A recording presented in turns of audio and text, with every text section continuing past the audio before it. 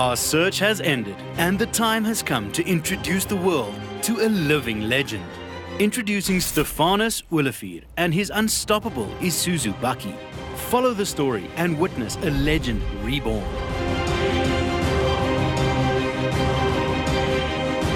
Stephanus' vehicle is the 4th generation, so it's 2 generations before the current generation Isuzu.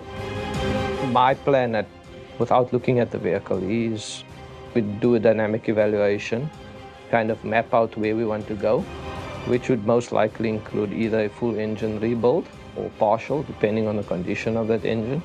The vehicle itself, the body, if there's a lot of rust, we've got to do some work there.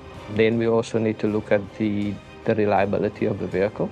We will look at the drivetrain and literally all the moving parts to make sure that they're in good working order. I've done a few projects like this before, and it wouldn't be new to me.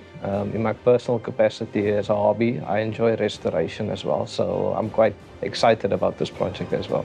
And then at the end of the day, we'll put some special detail on which will leave us some surprises towards the end.